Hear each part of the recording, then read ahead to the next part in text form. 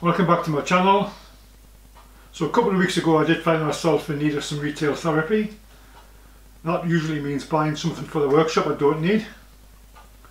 So in that respect I made a mad impulse purchase of a drill grinding machine. So in the couple of weeks it took to get here from China, I did wonder what heap of rubbish I'd bought. But on arrival I was pleasantly surprised. I'm really happy with it. It's turned out really great.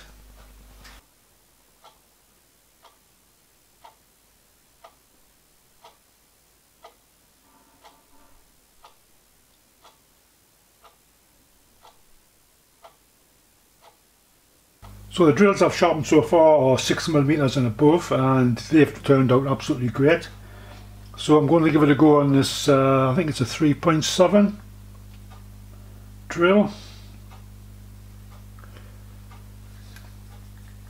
So I've got the correct collet in here.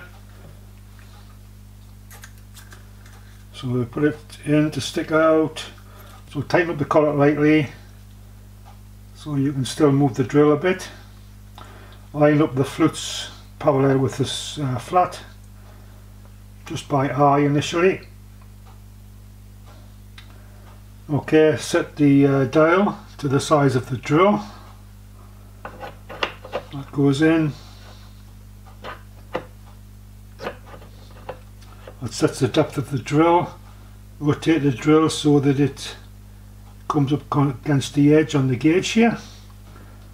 Tighten the collet. So that's your drill set. So this location grinds the drill point, and this location puts some back relief on the drill. Don't know if you call it back relief, but anyway, it's got some relief. So it runs really smooth, very quiet.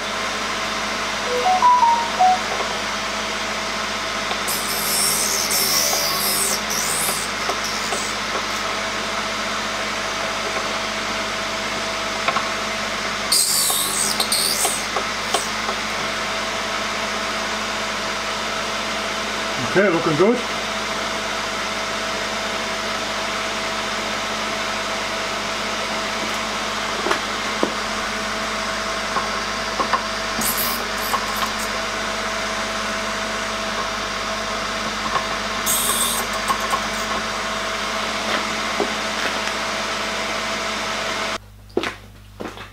So just take a look at that. Yeah, that's looking pretty good. So when you put the back relief on, you get the idea is to get to like a cross point. So I tried out on this tool steel, which is actually quite hard.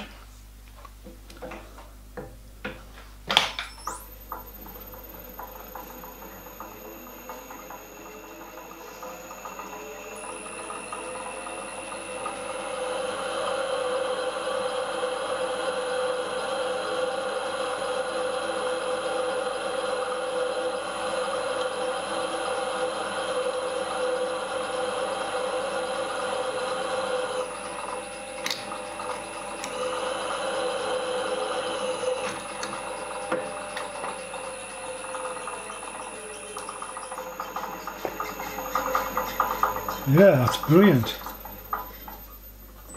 Very happy with that. If your drill point doesn't quite look right after it's ground, you can adjust this gauge here and give it another try. It does seem to depend a little bit upon the angle of the actual flute of the drill.